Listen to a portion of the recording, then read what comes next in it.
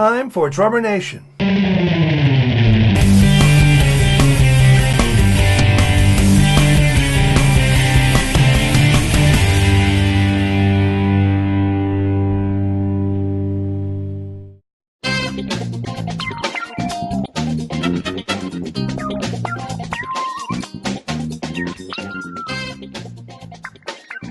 Welcome to the inaugural episode of eDrum Guru.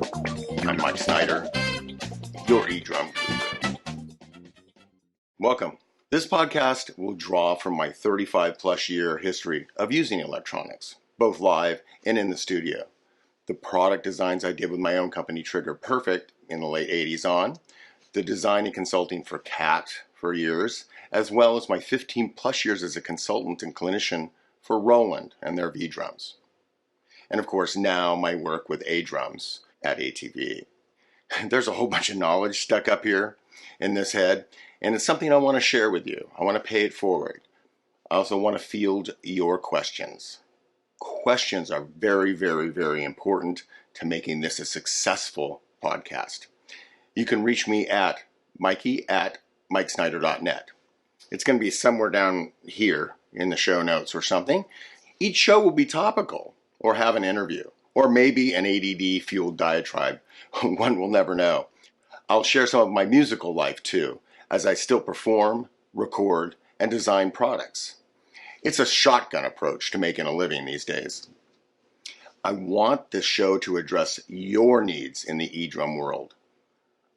There's a lot to digest out there and want to help you navigate it as easily as possible.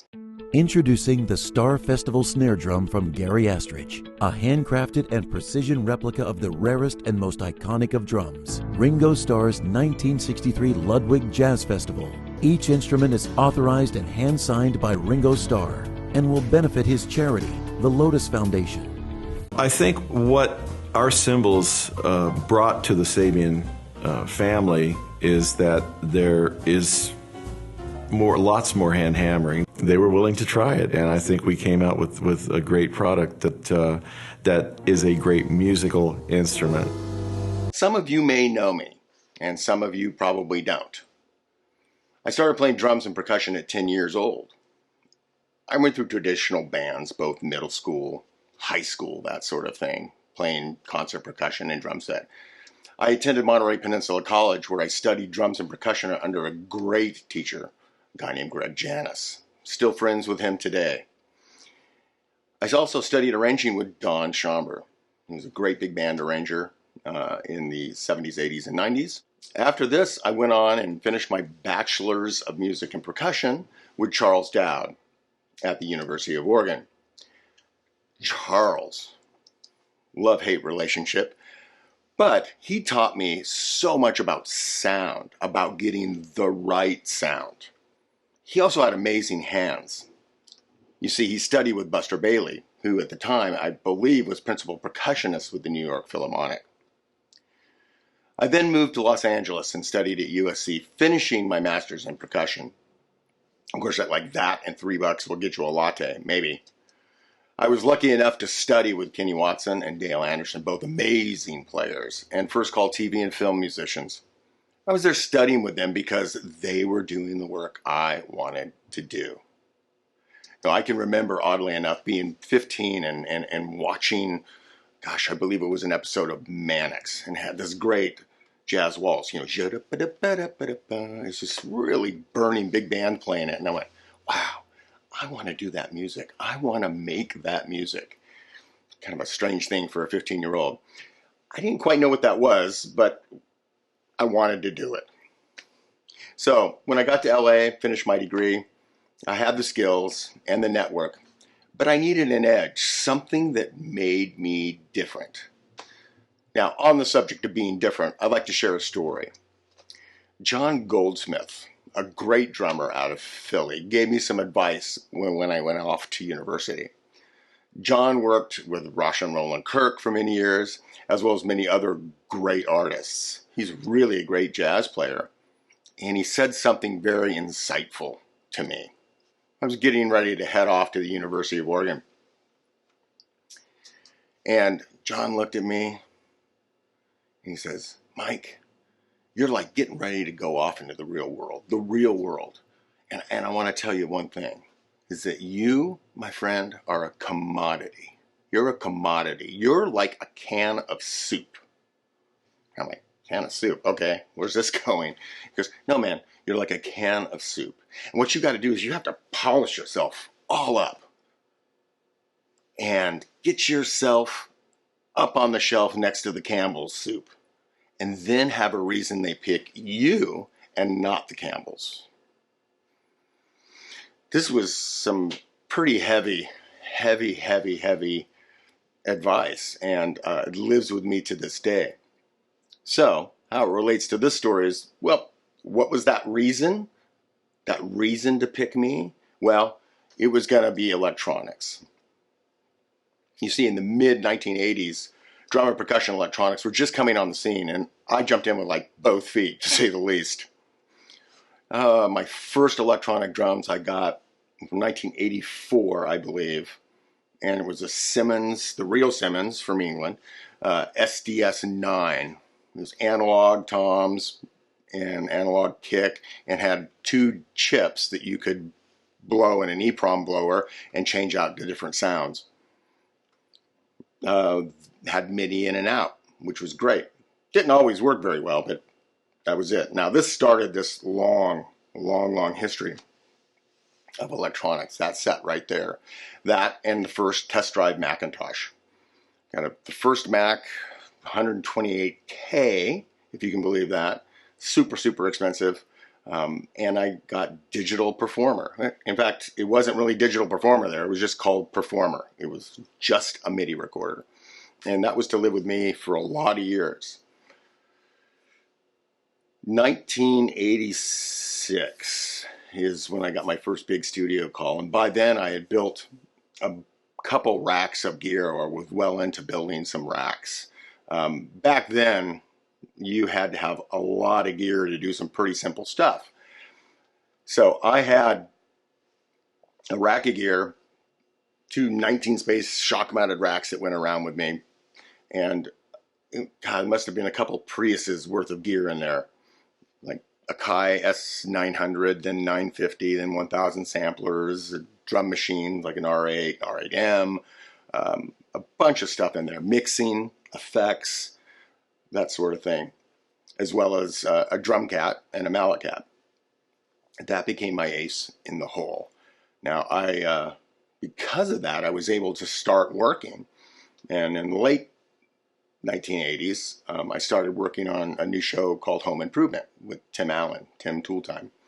It was great show, but all those sounds, like the breaking glass and the chainsaws and the routers and all those sounds that you heard as bumpers and the Tim Allen grunts, those were all the percussionists' gig. It wasn't Foley. It wasn't done after the fact. It was done real time on the scoring stage. And there were only 3 of us at the time that could do this. And I think Steve Reed and I split that show for the first 3 years. That was my way in to the studios. Played great drums, played mallets and timpani, played percussion, and I was one of 3 people doing electronic percussion in the 80s. That's my ace in the hole. That's the way I got in.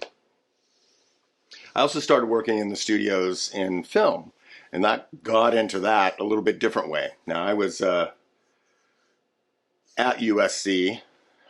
I think I started my I just finished USC, and I got a call from a woman, Ann Brooks.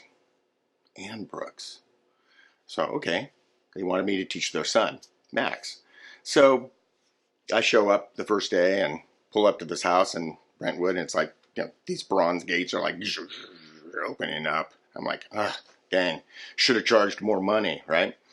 So these gates open up, I come in and park, I get out, grab my stick bag, my teaching materials, come up, ring the doorbell, and these double doors open, and there stands Mel Brooks, and Ann Bancroft. Mel Brooks and Ann Bancroft. Now, I don't get starstruck whatsoever, but this just shocked the heck out of me. So I'm looking, I'm standing there, first time I met him, I'm like, Ann Brooks. Ann Brooks. Ann Brooks. Mel Brooks and Mrs. Robinson. And I don't know where that came from, but it laid them out. They were laughing so hard, I thought they were going to have heart attacks, and I didn't want to be responsible for that. But that became a many year relationship with Mel. I think what our cymbals brought to the Sabian family is that there is lots more hand hammering. They were willing to try it, and I think we came out with a great product that is a great musical instrument. Memphis Drum Shop is the world's premier provider of percussion instruments. With 6 showrooms of gear, mycymbal.com, the Memphis Gong Chamber, and a first-rate repair department, turn to Memphis Drum Shop for all your percussion needs. The way I got into film was that, 1986, I get this call from CAMS, which was the answering service that put all the calls out for film musicians, and said, Mike Snyder, we have a call for you 2 weeks from now at Fox Soundstage for a new movie for Mel Brooks. Okay, that's cool. And shocking, but great. And 5 days, double sessions, possible overtime, blah, blah, blah. This is great. This is great. I'm freaking out inside. So Mel hired me to come and play on Spaceballs. Amazing thing for me. First big movie. Walk into the soundstage the first day, super early, because that's what you do. And warming up on timpani is this man back there named Larry Bunker. Now, Larry Bunker is the reason I really wanted to get into TV and film. Not only that Mannix theme, but if you remember the old black and white Mission Impossible TV shows, right? And there was this,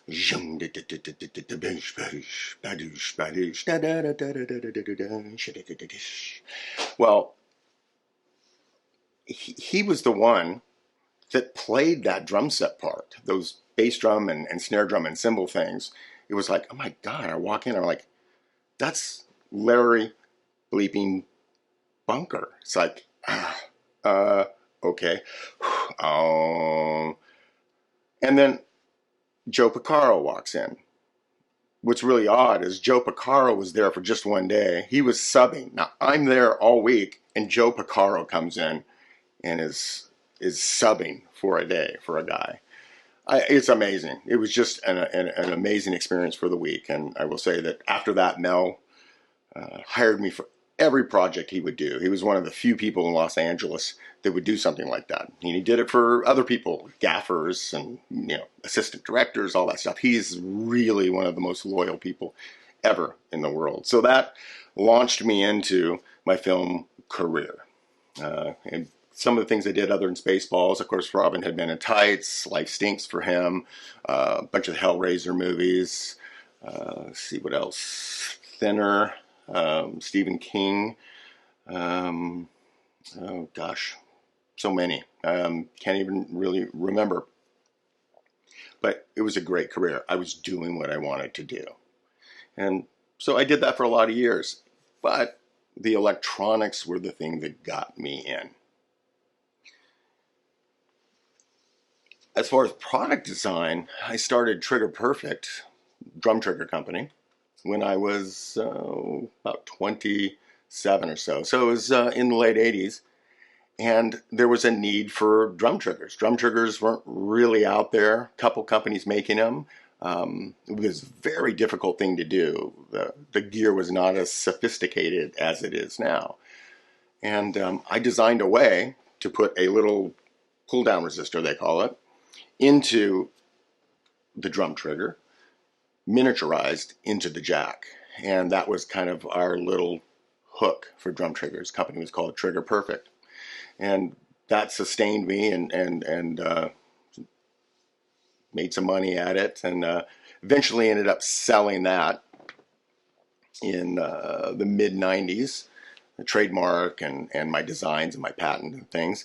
And About that time, Steve Fisher from Roland called me. Now, I want to share something in that relationships that you make, relationships in your life and in your musical life, the ones you make in your late teens, 20s, maybe early 30s, those will serve you the rest of your life. Those are the ones that your career and your friendships are going to be based on. Of course, you'll have new parts of the network, but these are very, very, very, very important. So, I had this network. Steve Fisher, I had helped out 5 or 6 years before, brought him some drum triggers and a drum set all set up, ready to do a video for the TD7 drum set from Roland that had just come out in 1992, and he shot a video. He remembered that and remembered what I did in the world of triggering and my studio career, and when the V drums came out in 1997, he called me and asked me to be a clinician. Now, that clinicianship turned into well over 1,000 clinics over 15, 16 years, help with R&D, sound design, marketing, a lot of different things. So I was involved for a lot of years with Roland. It was a great time to influence drum electronics. I really love sound, and that goes back to Charles' dad, right? I love, love, love sound. And that's the beauty of electronics for me, is an increased sound palette. You have this sound palette that is seemingly limitless. Now, after Roland, along about mid-90s, I left Los Angeles because I was kind of tired of living in Los Angeles for many reasons. That will have to be a different episode. And moved to Portland, Oregon, back to the Pacific Northwest, where the area I got my bachelor's degree in, and knew a lot of players, so I was able to come back in and kind of reinvent myself as a drum set player in everybody's eyes, because I was known as a classical percussionist and electronics expert in Los Angeles, and that's really not what I was. I mean, I'm a drum set player before I'm a classical percussionist. So reinvented myself, and did a lot of clinics for Roland, a lot of recording up here, hundreds of records and jingles and the like, and